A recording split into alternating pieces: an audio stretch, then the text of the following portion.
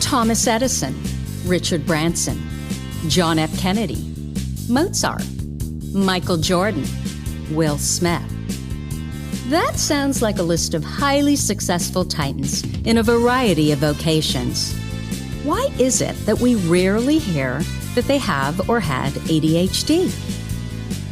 And you know what we hear even less about? Serena Williams, Emma Watson, Mel Robbins, Whoopi Goldberg, Agatha Christie, Erin Brockovich, Cher.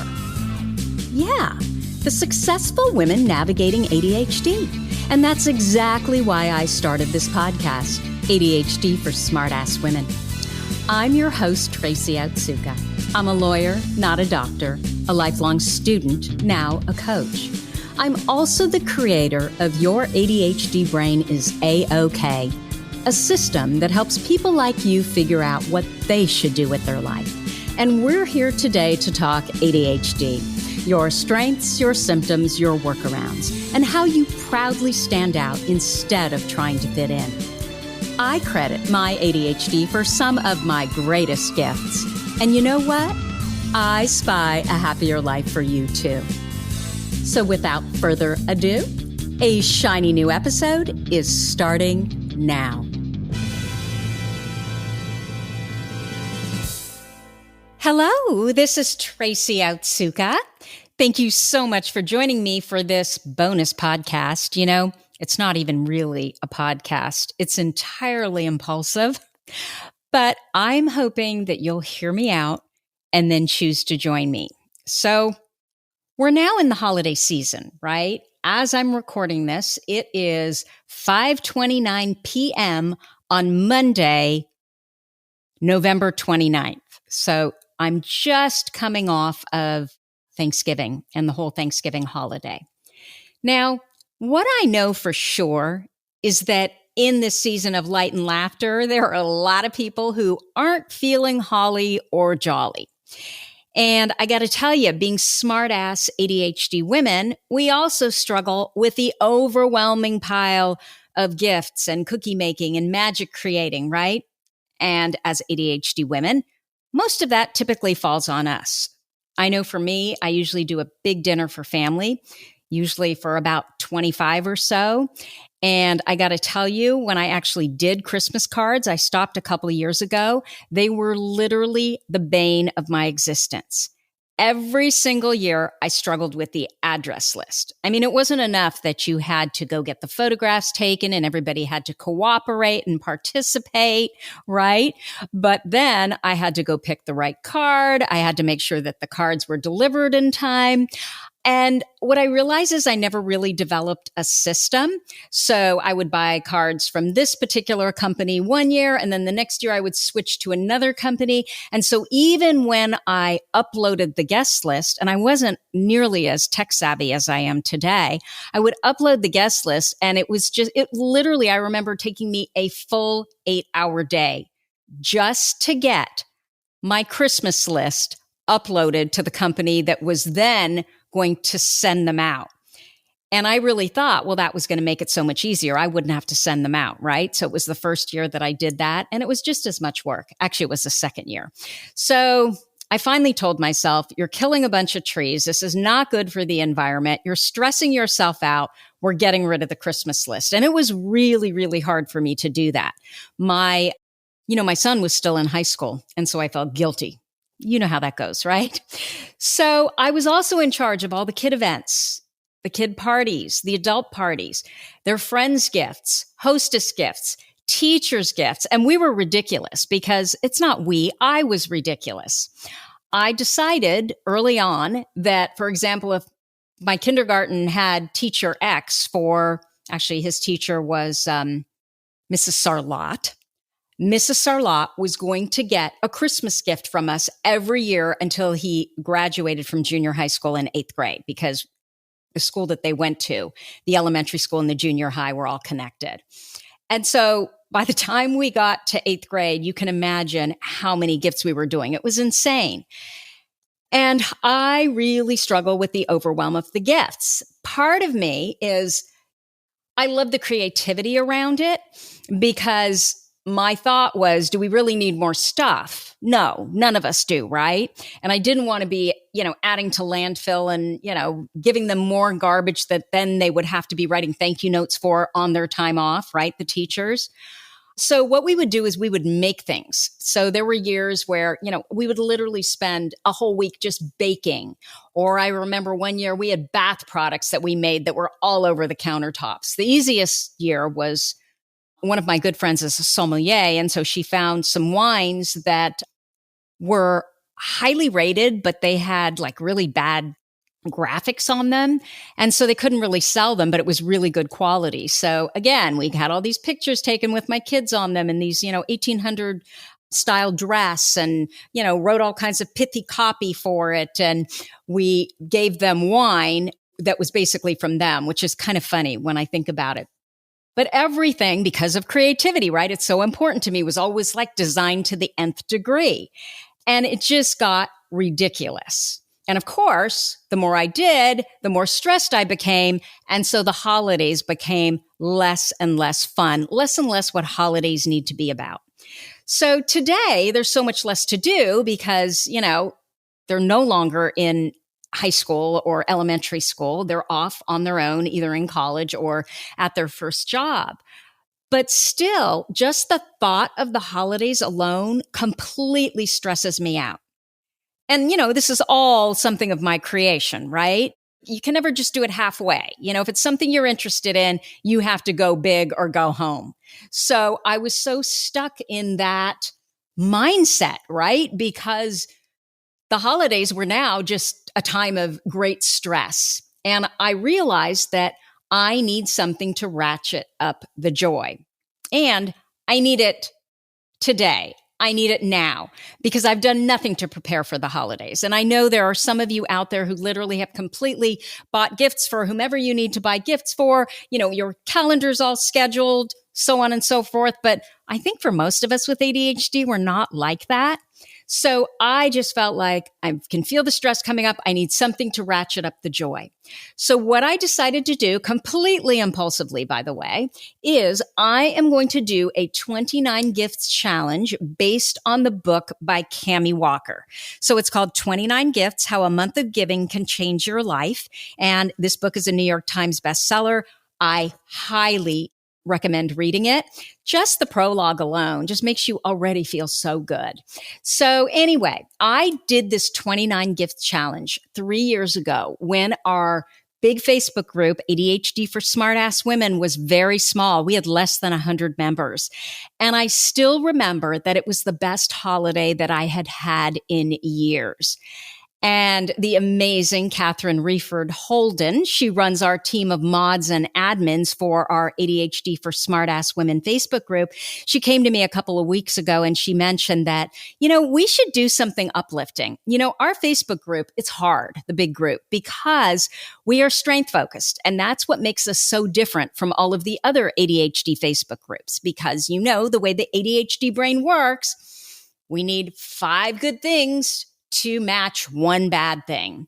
And so what tends to happen in the group is, one person will talk about their weaknesses and everybody wants to glob on, right? Because it's so much easier to talk about our weaknesses than to talk about our strengths. So her thought was, there's a lot of women that are getting frustrated because we're not approving their posts. And so the only way we can stay strength focused, right, is for us to approve the posts. And these are thousands of posts a week. My mods and admins are the best of the best. They are amazing. But anyway, Catherine was seeing that there were a lot of members that were getting frustrated because we can't approve all the posts. There are a lot of posts that we have to decline because whatever we focus on gets bigger. So if everybody's focusing on all their weaknesses, that just gets bigger and bigger. And so we really have to limit what we allow members to post in the group, because there's all kinds of other ADHD groups, right? When you want to go post and, you're totally upset and you have a right to be, and you just need to vent and complain, we're probably not the Facebook group to do it. Or the big secret is if you want to do it, you need to twist it around at the end and ask for workarounds. Ask other members to focus on what it is that you can do to feel better rather than getting members to jump on and talk about how, well, they have it much worse because of XYZ. Because we tend to do that at times, right? So anyway, I just impulsively decided coming off of Thanksgiving, this is what I want to do. So here's the deal. We're going to kick it off on Tuesday. I'm going to tell you more about the book in a second too.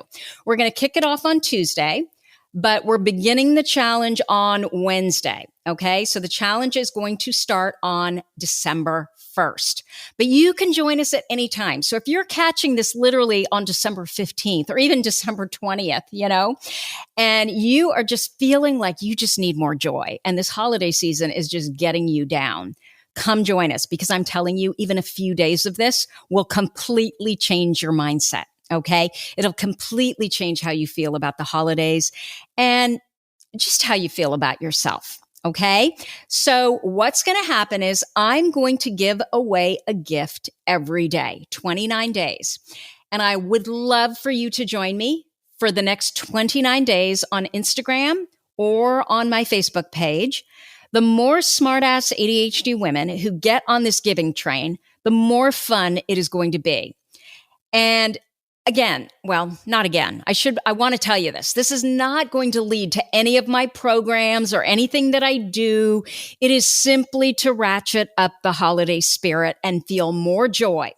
And I know without a shadow of a doubt, or is it beyond a shadow of a doubt, that if you feel more joy, I know that I will feel more joy. And we're just going to ratchet each other's joy up. Okay.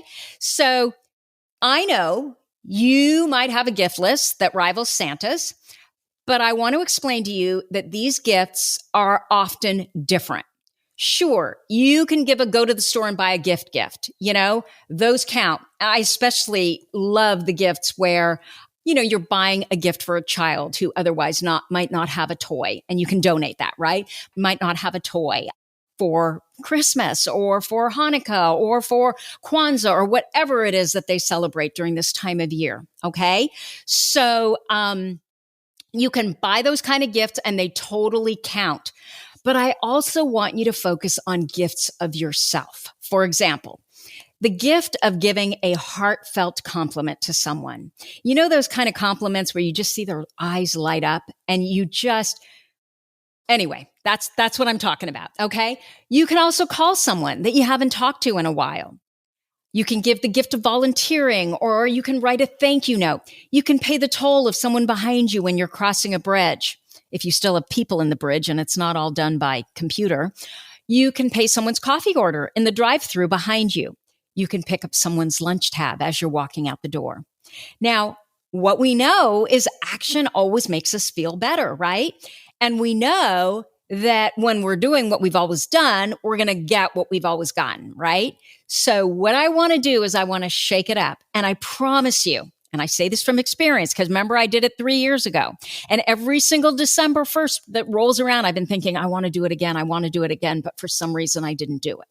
So I promise you that if you do this with me, by the time you get to the end, you are going to feel so good, because the secret here is we're going to practice mindfulness together, but you're not going to know it while you're doing it. Okay. So the truth is that one more thing is the last thing I should be adding to my list, right?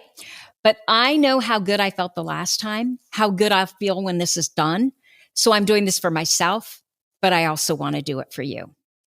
Now, because this was so impulsive and so last minute, famous ADHD last words, right?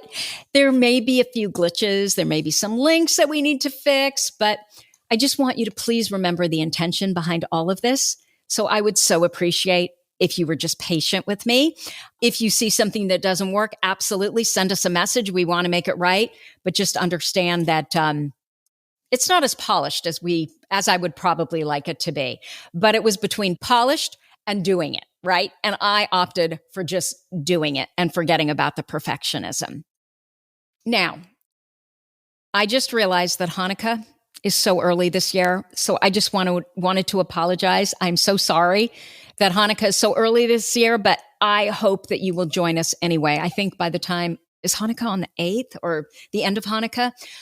So probably by the time we get into the swing of things, Hanukkah's going to be, already gone.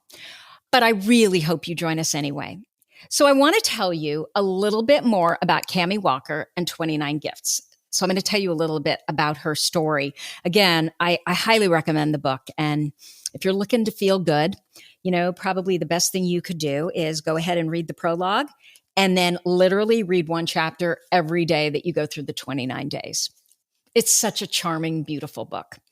So anyway, Cami Walker was 33 when she was diagnosed with multiple sclerosis. And sadly, this was literally 1 month after she had just gotten married. And she was devastated. And as you can imagine, she was feeling pretty sorry for herself. And this went on for a good 2 years. She had literally given up. She was focusing on everything that was bad in her life.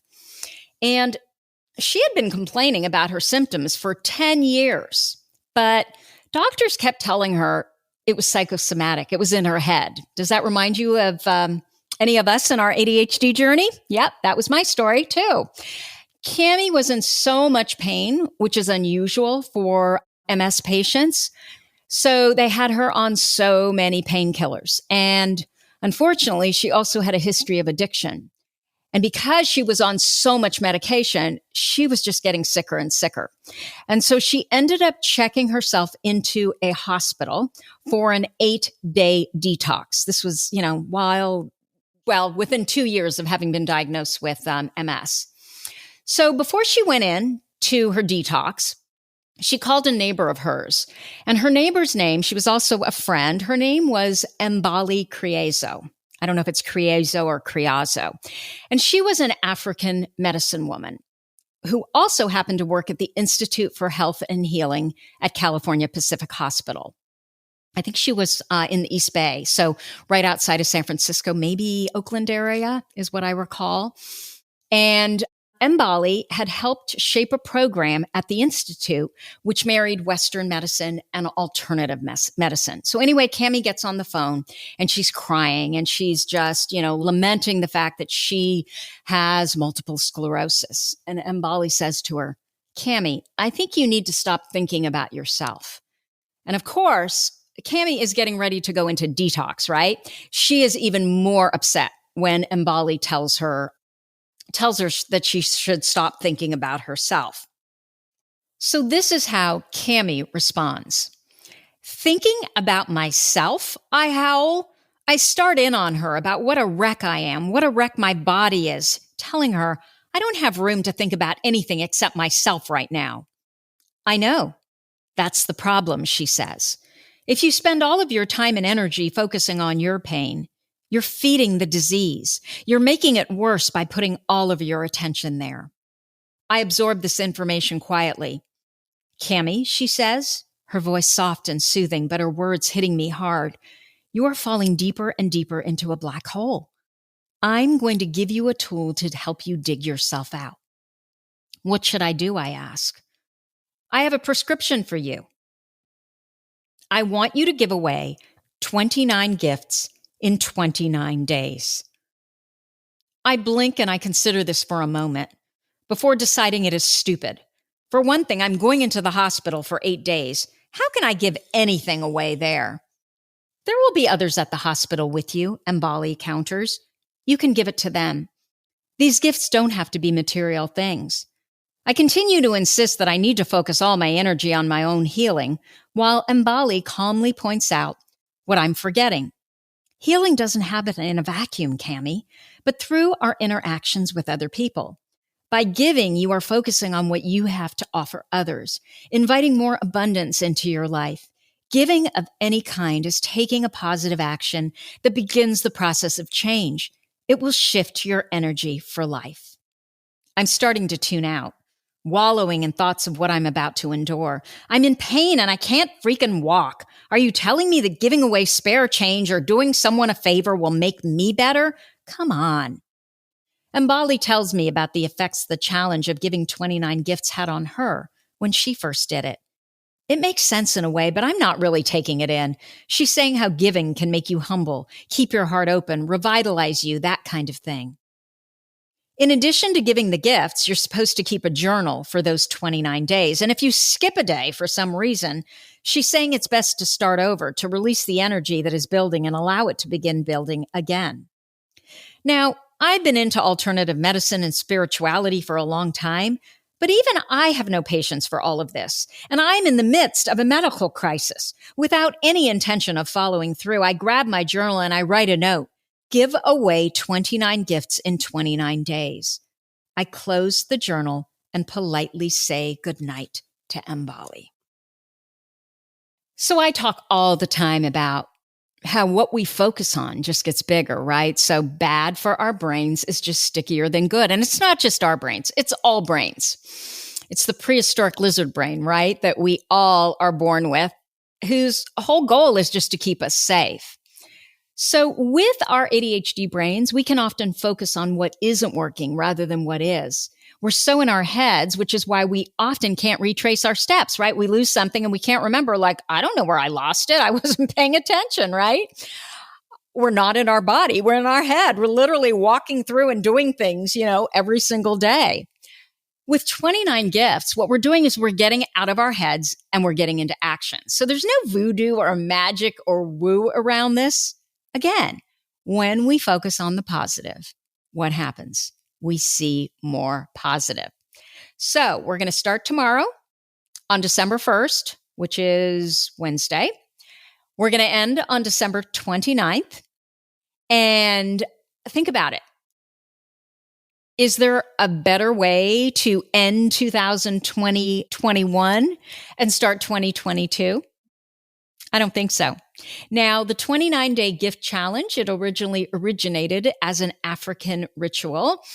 And again, the whole idea is when you give to others, it feels like you're actually giving a gift to yourself. You feel happier. You feel more revitalized. So I want to go through the rules. So we're going to give 29 gifts over 29 days, meaning every day we're going to give one gift. But you're going to start your day with a short affirmation. And your affirmation can be anything. Mine is usually, today I give with joy. Today I give with patience. Today I give with love. Today I give with kindness. It can be anything that you want it to be. So if that sounds too kind of weirdly woo to you, then find something that makes sense for you. Again, we're the experts on ourselves, right? And again, gifts can be anything from spare change to food to old sweaters and coats, a kind word, a kind thought. Rather than old sweaters or coats, maybe I should say sweaters and coats that we no longer need and we no longer wear. A kind word, a kind thought. It can be a physical gift. It can be your time. It can be a sincere smile. It can be as simple as that. So when you are unmotivated, when you are feeling like, oh my gosh, I need a gift for today, I don't want to start over, think simple. What is a simple gift that you can give? Can you call a friend that you owe a phone call to and you keep procrastinating on it? Can you write a note to someone? Just a kind note around how much they mean to you. One of the gifts you give out of the 29 gifts has to be something that you don't think you can live without, or something that you feel is scarce in your life. So on day 6, Cami lets herself give away her perfectionism and frustration and thereby sends out good energy to others. So letting go of her old perfectionistic way of being was a gift not only to herself, but also to others. The 29-day prescription also involves noticing the gifts that you receive from others every day. The kind words, someone picking up the lunch tab, love from your family. It's mindfulness, right? This is a really important component of 29 days. And you have to write these gifts that you get from others. You have to write them down as well. What you want to do is you want to notice 3 things that you are grateful for every day. So some good thing that happens to you. Again, they can be very small things. They can be medium things. They can be big things. And I'm going to tell you what's going to happen. What's going to happen is that you're going to start to see all the gifts that you're getting back from others every single day, but you've never noticed them before. Now, Mbali's, she has a comment that I think is really interesting. I want to read it to you about where you are, like what place do you give from? And it kind of follows along, with my comment about normal holiday shopping, how much I hate it, because I feel like how much more stuff do we actually need? With my kids, we were never big gift givers. We didn't give stuff. I really tried to concentrate on giving experiences. So my kids would get things like a lot of books for the holidays. And I know there were times where they looked at their friends and they were like, Mom, my daughter actually said this to me one year. I don't think I've been very good because my friend gets all of these expensive electronics, cell phones and computers. And I usually get books and, maybe a doll and I gave dolls to my son and my daughter, but a doll or an experience. One year we had Santa call her, and Santa gave her Irish dancing dress, which she needed for her fesh. I mean, those things are expensive, right?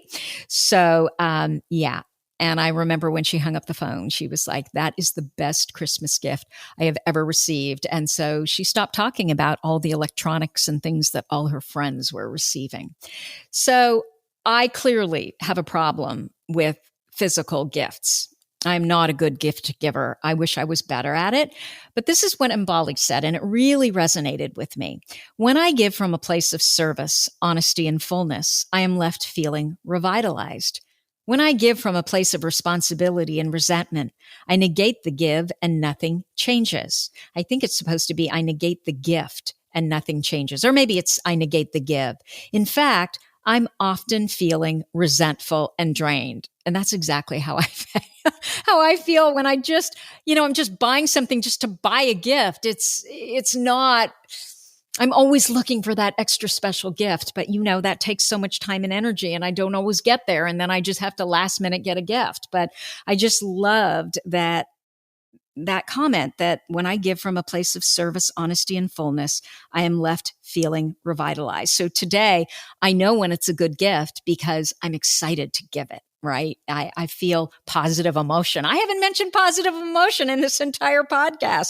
I'm feeling positive emotion. And that's really what we're going for here, right? This whole 29-day gift challenge is all about generating the positive emotion because we know that our ADHD brains thrive with positive emotion and they wilt with negative emotion. So I have created a simple 29-day journal.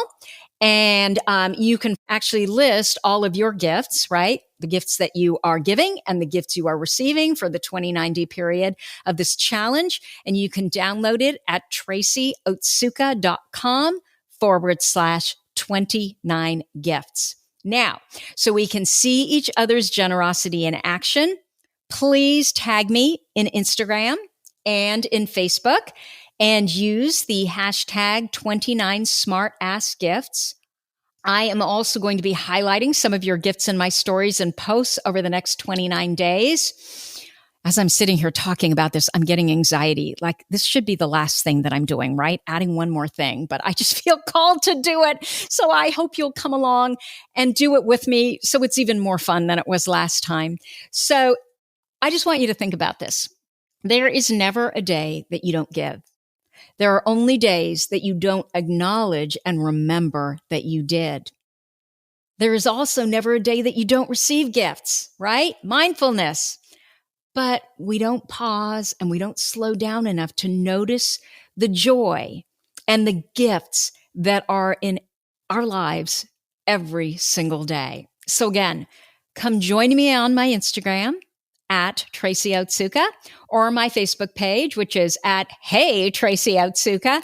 And again, you can download our 29 gifts journal at tracyotsuka.com/29 gifts.